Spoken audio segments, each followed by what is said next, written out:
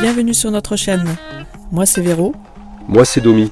Lui c'est Maxou, notre Isuzu D-Max avec une cellule que nous avons conçue et construite nous-mêmes. Nous sommes partis en décembre 2020 pour découvrir l'Afrique australe et l'Afrique de l'Est. Depuis juin 2022, l'aventure continue sur le continent américain. N'hésite pas à t'abonner à notre chaîne pour ne rien manquer de notre périple.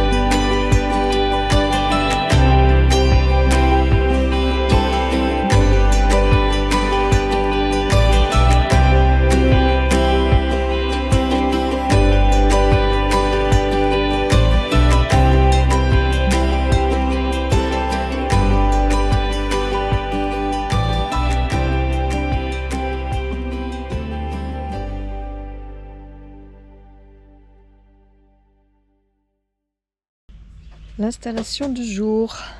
Changement d'amortisseur. Voilà. Donc il a trouvé les rondins pour suraver Maxou. Et il va changer les amortos. Qui sont, je sais pas où. Qui sont où les amortos? Ils sont jaunes? Oui, ils sont jaunes, mais je les vois pas. De ce qui reste de jaune d'ailleurs. Je sais pas s'il reste beaucoup de jaune, mais ouais. Je les vois pas. Tu les vois pas? Non. Vous allez voir. Dans pas longtemps.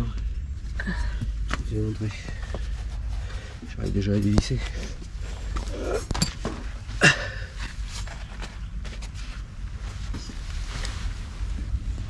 C'est ça là-bas. Ah oui, là-bas. Ah bah j'ai vu ramener de l'autre côté. Ah, c'est du 19. C'est pas du 24.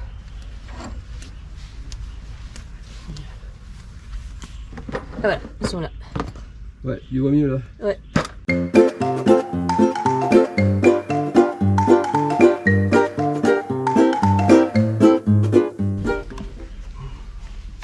Ah, c'est les nouveaux amortaux.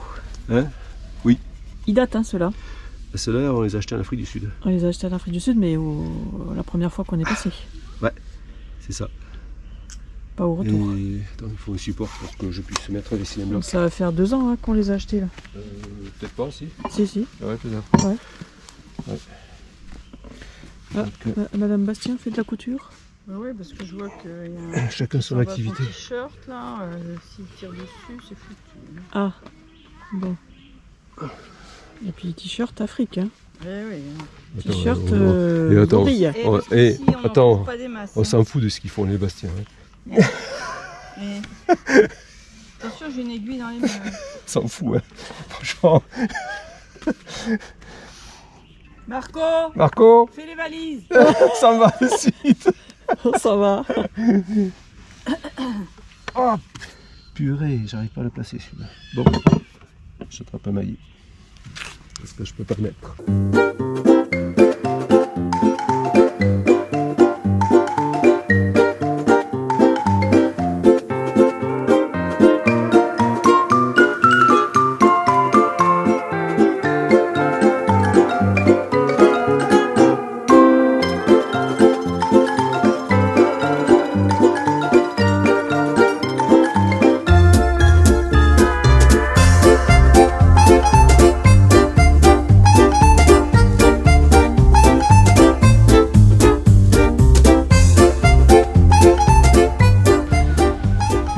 Bon, je fais une inspection générale de globale. Voilà, caillou qui est venu se coincer là.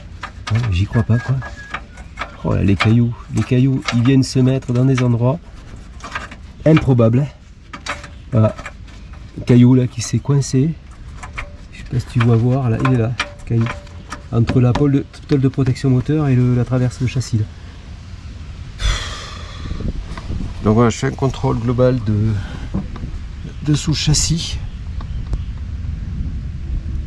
J'ai fait le graissage des transmissions là. Voilà. J'ai changé donc les amortaux là-bas, celui-là et celui-là. Et puis là, inspection globale. Je vais faire aussi le niveau de. Regardez le niveau de boîte de transfert. Là, ça bouge aussi un peu. Refixer peut-être ça. Ouais. Niveau de la boîte de transfert, je vais regarder le niveau de la boîte automatique, le filtre à gasoil qui est là, je l'ai changé l'autre jour.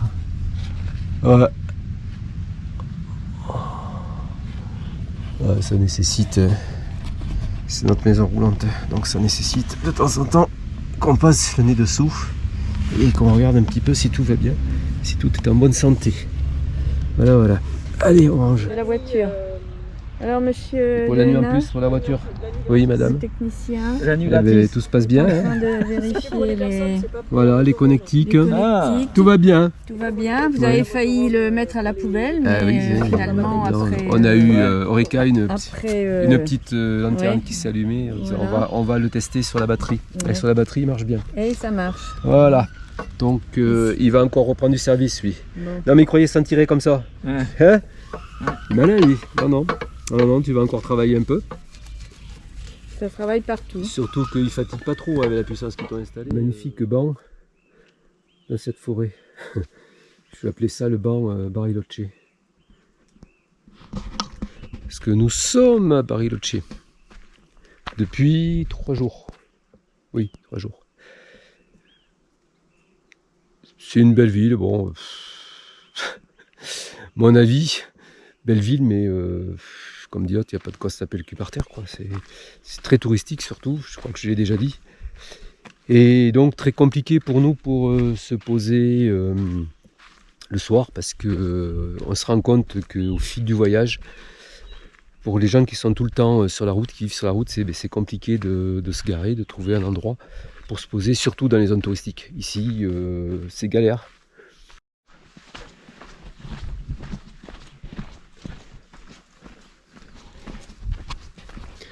Je disais à l'instant qu'au fil du voyage, on se rend compte que pour les gens qui, comme nous, maintenant vivons sur la route, en fait, sur la route ou sur les pistes, ça reste des fois un défi de trouver un lieu pour se poser le soir, pour mettre le véhicule, être tranquille, parce qu'il y a toujours soit c'est compliqué pour se garer le véhicule parce qu'il n'y a pas de zone réellement pour stationner, ou c'est interdit, ou on est sur des zones privées, voilà, parce que ça aussi c'est compliqué ici. Soit il y a du bruit, parce qu'on est en ville, ou on est près d'une zone urbaine, on va dire, ou près d'une route, parce que des fois c'est le seul moyen de se poser. Donc on a des fois des difficultés, et comme hier soir, on a passé du moment, un temps, à trouver un endroit pour se poser, et on a fini par, qui n'était pas autorisé en plus, on s'est posé sur un parking de départ de randonnée, mais ça fermait à 22h. Alors on savait sans trop savoir, parce qu'il n'y avait pas vraiment d'interdiction, c'est pas qu'il n'y avait pas vraiment, il n'y avait pas d'interdiction de camper, donc on s'est posé là, et à 22h30, il y a le personnel de la municipalité de Bariloche qui est arrivé pour fermer les toilettes. Parce que ce qu'on visait, c'est qu'il y avait aussi des toilettes. C'est aussi la problématique pour nous, c'est d'avoir des sanitaires, quoi, pour pouvoir faire ce qu'on a à faire. Et là, il y avait des toilettes qui étaient globalement propres pour une fois.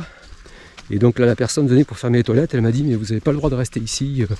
Normalement, c'est fermé.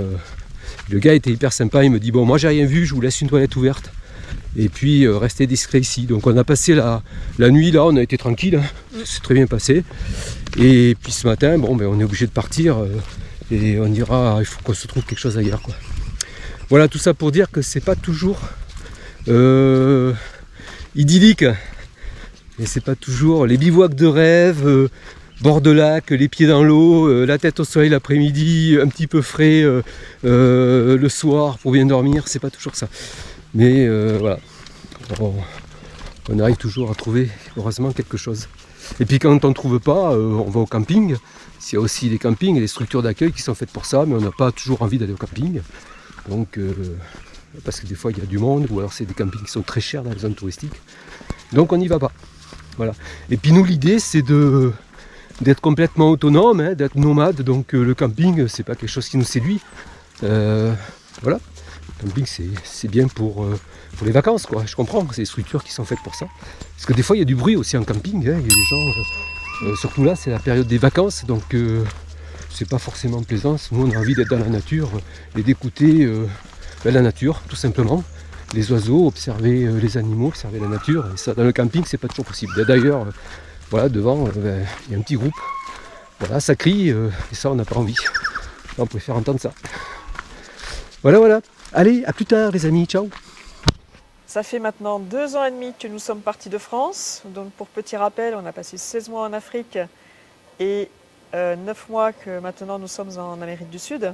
Au fil du voyage, mais ça on le savait, hein, qu'il y aurait des petites choses à modifier, à revoir, ou des choses qui nous manqueraient. Et là on est en plein dedans en fait. Hein. Oui, on y est en plein dedans, puisque dernièrement, on a, sur les images juste avant, on expliquait que c'était une difficulté pour se poser, parce qu'il nous fallait toujours trouver des WC, soit des WC publics, ou être un petit peu isolé pour pouvoir aller dans la nature. Ouais. Donc voilà, on se rend à l'évidence que le projet initial, c'était, on le rappelle, partir 10 mois en Afrique. Donc on a conçu une cellule pour passer bien sûr plusieurs mois dans des régions plutôt tempérées, donc c'était vraiment adapté. Et puis on avait prévu 10 mois, là ça va faire 2 ans et demi qu'on voyage sur la route et sur les pistes. On se rend compte qu'on a réel besoin aujourd'hui pour travailler correctement et pour pouvoir aussi, j'anticipe un petit peu sur ce qu'on va dire à la fin, pour pouvoir continuer notre voyage entre guillemets dans des conditions qui sont plus confortables pour nous, parce que ça devient réellement notre maison au quotidien. On a défini 3 critères qui ont déterminer et engager un nouveau projet. Ce nouveau projet, c'est changer de véhicule. Changement de véhicule, vente de Maxou. Il nous a fait une grosse crise quand on lui a annoncé. Oui, il nous a fait une crise. C'est pas une crise de bouton, il nous a fait une grosse crise. Voilà. Bon, blague à part. Dans les 3 critères, on va les décliner très rapidement. Le premier et le plus important, c'est pas avoir réellement des WC.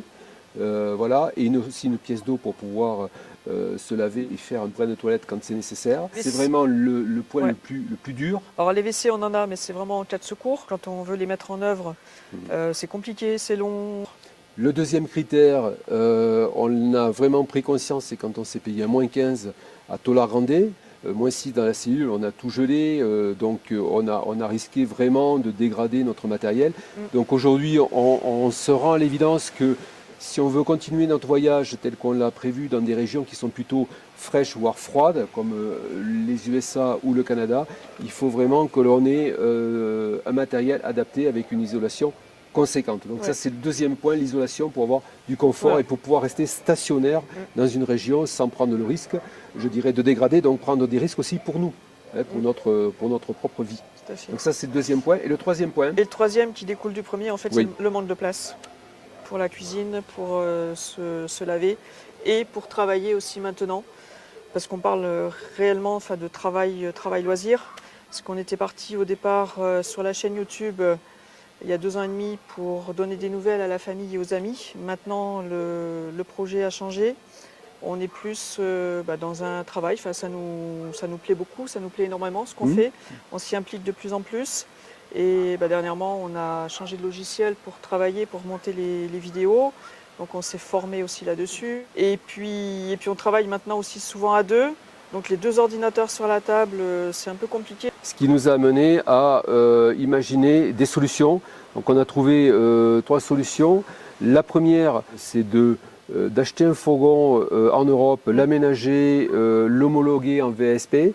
Donc tout ça c'est très compliqué parce qu'on s'est donné 6 mois pour faire tout ça, c'est-à-dire acheter, trouver un fourgon 4x4, faire l'aménagement, prévoir l'homologation VSP, et ensuite le faire shipper ici en Amérique du Sud. Donc ça, on l'a rapidement balayé. Ouais, alors tu vas nous dire pourquoi pas acheter un fourgon tout aménagé. Voilà, c'était éventuellement une possibilité, mais non, nous on veut un fourgon 4x4. Et en plus, l'agencement à l'intérieur n'est pas d'une robustesse comme on la conçoit, comme on veut l'utiliser aussi. Parce qu'on fait réellement du off-road. Hein. Ouais. Donc pour ces raisons-là, on a abandonné la première solution. Deuxième solution, c'est d'acheter un fourgon ici en Argentine, tout au moins en Amérique du Sud. Donc on retombe à peu près sur les mêmes choses qu'en Europe. Problème de robustesse. Pas de fourgon 4x4, on n'en a pas vu ici. Et puis l'achat et la revente, bien sûr, sur place, ça aussi c'est un problème. Donc on a rapidement balayé cette solution-là. Une cellule aussi, ces cellules on en voit très peu ici. Quand on en voit, c'est des cellules qui viennent d'Europe, qui viennent de l'étranger ou qui viennent des US, mais on ne voit pas de cellules ici. Ici, très peu de cellules. Voyage en fourgon. Voilà. Donc on a balayé la deuxième solution. Il nous reste la troisième solution. La troisième solution, c'était regarder aux US, donc en Amérique du Nord. Et là, on a beaucoup de choix. Il y a un gros marché de l'occasion en pick-up, en truck et puis en cellule aussi amovible. Parce que les Américains voyagent beaucoup et ils sont aussi, il y en a beaucoup qui vivent dans ce genre de maison, quoi, maison roulante. Et toi, tu as regardé les pick-up, moi j'ai regardé les cellules. Réussi à trouver un modèle de cellule qui nous convenait. Donc, par rapport à la place, par rapport à la salle de bain, par rapport à la cuisine, par rapport à l'espace pour travailler. Par rapport au froid. Oui, elles sont homologuées 4 saisons souvent parce que c'est des cellules qu'on va retrouver dans les Rocheuses, plutôt au nord-ouest des USA, voire au Canada. Donc ils ont une réelle autonomie. Souvent il y a 2 bouteilles de gaz, il y a une isolation correcte, il y a un groupe électrogène, enfin il y a vraiment un équipement pour vivre réellement plusieurs jours, plusieurs semaines, voire plusieurs mois dans ce type de cellules. Donc on a ciblé réellement le produit. C'est une Lance 850. C'est le produit qui est le plus adapté, je dirais, qui nous convient le mieux aujourd'hui. Voilà. Donc fort de tout ça, on s'est dit il va falloir y aller pour. Voilà, on va partir aux US pour acheter et donc réglementairement faire la transaction du truck et de la cellule. Et fort de tout ça, en fait, on avait 2 solutions. Soit arrêter ici et continuer le voyage donc en Amérique du Nord avec ce nouveau véhicule, soit faire shipper donc ce nouveau véhicule d'Amérique du Nord en Amérique du Sud, donc à Montevideo ou à Buenos Aires, et continuer notre voyage que l'on a commencé il y a 9 mois. Donc on a aussi rapidement pris la décision Et on s'est dit non, on n'arrête pas le voyage ici parce qu'on a encore plein de pays à voir, on a plein de choses à voir, plein de gens à rencontrer. Et donc on a pris l'option de faire shipper le véhicule acheté aux US et la cellule le faire shipper ici à Buenos Aires en Amérique du Sud. On a appelé Wave Logistique, qui est le prestataire avec qui on a fait shipper notre véhicule Maxou de Durban, je te rappelle, ici à Montevideo. Donc on a appelé Rachia, on lui a dit écoute, est-ce que tu peux nous chiffrer un shipping Nord-Amérique, Sud-Amérique De suite, elle nous a dit tu sais, ça va coûter cher parce que les taxes portuaires Nord-Amérique sont très très chères, mais je te chiffre ça. Allô ? Allô ? Oui, bonjour Rachida, c'est Dominique de Libre Eco Aventure. Ah, bonjour. Oui. Ah oui, bonjour, vous allez bien ? Oui, ça va et vous ? Oui, très très bien, merci. Bon. Vous m'appelez pour le, Oui, pour le devis ? voilà, oui, ça évolue un petit peu dans le choix de nos décisions. On a besoin pas des dates, mais à la limite juste du prix du transfert US vers l'Amérique du Sud. Ça va nous aider dans nos choix de départ du véhicule ou de l'autre, c'est-à-dire qu'on a 2 véhicules à transférer. Ah, Et voilà. oui, je sais. Oui, voilà, c'est très compliqué à distance. Heureusement qu'on est assis, parce que quand on a reçu la douloureuse, on ne s'attendait pas du tout à ça. Non. C'est un billet de 10 000 euros, sans les frais ici. Il y a quelques frais ici à rajouter, donc 10 à 12 000 euros pour faire shipper de Miami ou Houston sur Montevideo. Donc ça nous a de suite refroidi parce qu'il y a 10 000 euros à l'aller, 10 000 euros au retour, parce qu'après il faut renvoyer le véhicule aux US, parce que l'idée c'est pas de le faire revenir en Europe, c'est soit de le vendre aux US parce qu'on continue pas le voyage, soit de le ramener de toute façon aux US pour continuer le voyage aux USA, au Canada et le vendre après. Donc on va dire au bas mot aller-retour 20 à 25 000 euros. Avec 20 à 25 000 euros, on peut faire des choses. La décision est toute prise, le coup près est tombé. Voilà, on garde Matsu. Et Matsu, on va l'améliorer un petit peu. On va faire quelques petits changements dessus. Quelques petits aménagements en termes de volume. On va récupérer des volumes qui sont aujourd'hui existants. En l'occurrence, à l'arrière, on a un petit peu de matériel, la pelle, les plaques, etc. Tout ça, on va le passer à l'avant de la cellule. On va faire un support pour le passer à l'avant. Et dans cet emplacement-là, je vais faire fabriquer une caisse en alu dans laquelle on viendra mettre du matériel qui est déjà à l'intérieur du véhicule. Et donc puis aussi et surtout, on ne se sert pas souvent. Ouais, et puis aussi et surtout du matériel comme l'autre jour, quand on revient d'une randonnée qu'on est trempé, le matériel qui est humide, les chaussures, etc. On les met là-dedans parce que la dernière fois, on est resté 3 ou 4 jours dans le véhicule avec les chaussures et tout, ça puait, c'est pas possible. Donc c'est infernal. Donc au moins le placard, c'est pas la solution pour les faire sécher, mais c'est la solution pour les stocker temporairement pour pouvoir ensuite les traiter, les faire sécher, etc. Récupérer du volume, ce serait qu'aussi quand il fait froid, on a les doudounes, des fois on a les coupe-vents, on ne sait pas où les mettre. Enfin bon, c'est un petit peu compliqué, donc ça va bien nous aider pour gagner de la place aussi bien dans la voiture que dans la cellule. On est toujours, bien sûr, là en recherche d'un prestataire qui va pouvoir nous fournir déjà le matériel, c'est-à-dire de la tôle alu. Je trouve un taulier qui soit capable de plier l'alu, et puis un soudeur, puis ensuite les accessoires, les charnières, fermetures, tout ça, j'en fais mon affaire, on va trouver et l'installer bien sûr sur Maxou. Voilà le début du projet, la fin du projet, ça a beaucoup évolué pour les raisons qu'on vient de prononcer. Ça donne un éclairage sur le futur proche et le futur plus lointain. Il y a des personnes, des amis qui nous ont dit mais quand est-ce que vous revenez en France ? Ça fait 2 ans et demi bientôt que vous êtes partis. Voilà, et est-ce que vous avez une idée de l'avenir, comment ça va se passer ? Et puis d'autres qui nous ont dit carrément on ne vous voit pas revenir en France. Vous êtes partis tel que vous êtes partis, vous êtes encore partis pour on ne sait combien de temps. Alors effectivement, c'est en partie vrai, on ne se voit pas à l'heure qu'il est revenir en France, donc ce qui veut dire que pour l'Amérique du Sud par exemple, on est encore parti pour 1 an ou 2 ans, je ne sais pas, parce qu'on a beaucoup de choses à voir. Et puis après, on verra. On verra selon l'humeur du moment, les envies, elles auront peut-être changé, on aura peut-être d'autres projets aussi d'autres projets qui se seront consolidés et qui verront le jour. Donc si après on décide de partir aux États-Unis, au Canada, sortira le dossier truck, on ressortira le dossier cellule amovible, Lance, et puis Lance 850, et on partira aux USA acheter ce qu'il faut et continuer notre voyage. Je pense qu'on a tout dit ou à peu près tout dit. Si tu as des idées à nous donner, des pistes, parce qu'on n'a peut-être pas tout imaginé dans ce projet, n'hésite pas à nous mettre des commentaires et nous dire tiens, peut-être que vous pourriez regarder de ce côté-là. Juste une petite chose, c'est que tu vas te dire, mais le problème des WC n'est pas solutionné. Alors non, c'est pas solutionné, ça c'est sûr. Mais bon, on a décidé de faire avec, enfin de faire sans. Et puis voilà, et puis on va s'adapter comme on a fait jusqu'à maintenant, et parce qu'on a vraiment envie de continuer sur l'Amérique du Sud, donc on continue avec Matsu. Et c'est un très bon aussi véhicule. Oui, c'est un très bon véhicule. Un très bon franchisseur et il nous permet d'aller dans des endroits où, qui est fiable. Ouais. Et puis parce que l'Amérique du Sud nous plaît. En l'occurrence, l'Argentine, je sais pas, je peux pas prédire ce qui sera dans les autres pays. Mais ici, voilà, on est accueillis par Nerina et puis Pablo dans une famille depuis une semaine. On est tous les jours chez eux. Bon. Là, on filme dans leur jardin. Ils sont absolument adorables. Voilà, donc on a encore beaucoup de choses à voir ici en Amérique du Sud. On te remercie d'avoir regardé cette vidéo. C'est un format un petit peu particulier, mais ça méritait ces petits éclaircissements. Comme je l'ai dit par rapport aux questions que se posent certains, et puis pour te donner aussi un éclairage sur la continuité de notre projet. Voilà, dire que des projets, on en a encore plein la tête, il y en a d'autres, on en parlera plus tard. Merci beaucoup, merci d'être fidèle à notre chaîne. On te dit à la semaine prochaine. À dimanche prochain pour une vidéo plus classique, comme on a l'habitude de les faire. Porte-toi bien, passe une très bonne semaine. Ciao, à la semaine prochaine. Bye bye. Bye bye.